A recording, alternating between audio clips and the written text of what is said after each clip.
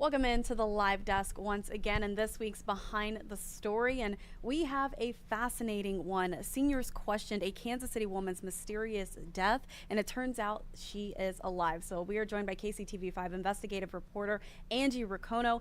Angie, let's just kind of start off from the beginning. How did all of this come about? It started with a Facebook support group, is that right? Right, and someone reached out to me saying, we think someone in the group has died, but maybe not after all, because other people in the group can tell that this person is active in other groups.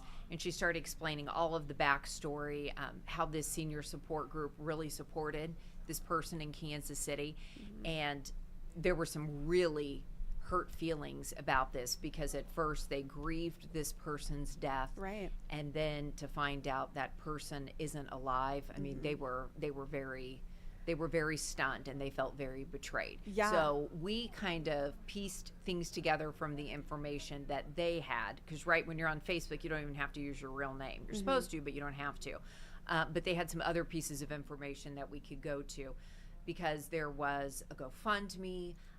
People delivered items to this person, and so as you can see right there, we show up and discover that this person is in fact alive.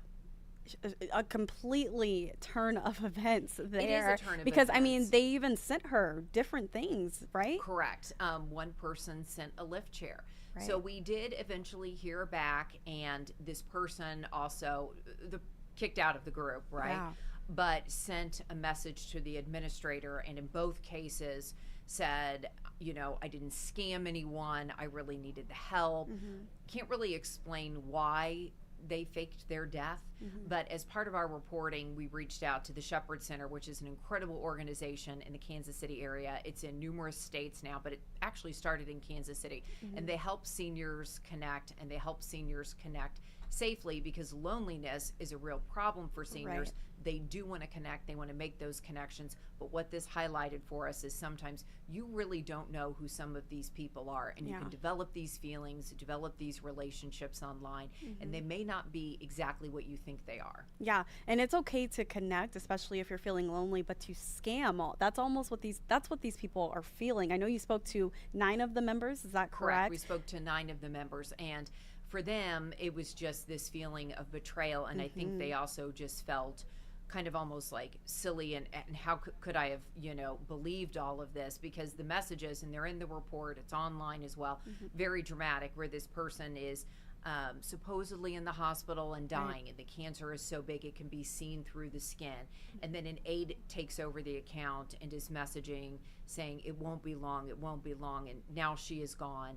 And the phone is going back to her husband, and everyone in the group is like, oh my gosh, she died. Could we have done more for her in these final days? And then to discover Just grief. Yes, grief. That's actually a really good word for it. I think they just felt grief. And I know in the story as well, you mentioned that she said she had a husband. Do we ever hear from him? Were you able to No. get in touch with this person that she's claiming is her husband? No, I did not. I was Okay. not able to do that. It's a very brief in-person encounter, because we wanted to know what was really at the bottom of it. This person is a senior citizen. Right. I think some people in that group, you hear the term catfish. They're like, is this even her name? Is this who she is? Is this like a teenager at the bottom of it? And that's why they contacted an investigative reporter, because they're out of state and they're wondering what's really going on in all of this. So we go, and it's a brief encounter with her at the door, and she shuts it. She does follow up with an email to us, but we don't know her family situation. Right. And her overall reaction when she opened the door and you said, like, this is who I am, are you this person? She was just shocked, right? She was, and I don't think that, I think in her mind, I don't know what was going on. Right. But I think she might, if she watches the report or reads the report, she might be a little surprised at how hurtful this was to others. Right. I don't know if this was her way to exit gracefully from a group or what was going on, but for a lot of these people, it was really devastating. And I think there's a bigger picture here, and you mention it in your story as well, but just being careful trusting online support groups, and that goes for any age group. Right, that does go for any age group, and they were talking about the importance of not sharing money, information, some other things like that. And it's just good. It's good to practice that, and you do want to connect. And for older people, when we went to the Shepherd Center, they were talking about how difficult it can be for people with loneliness and isolation, and they now actually consider that actually a health condition, that it leads to earlier dementia and different things. You do need to stay connected. You do need to stay active. Those things are important, but you have to be careful. And I know she or someone, a user, they issued an apology. The members, the 9 members that you spoke to, do they accept her apology at all, or how are they feeling? They do not. Okay. And that is the latest with that. Straight to it. Okay, Angie, so where can we find this story? Where can we learn more? Sure. We have it posted right now, so you can click, you can read, and you can watch. But we're also going to have the full report Thursday night at 10 p.m.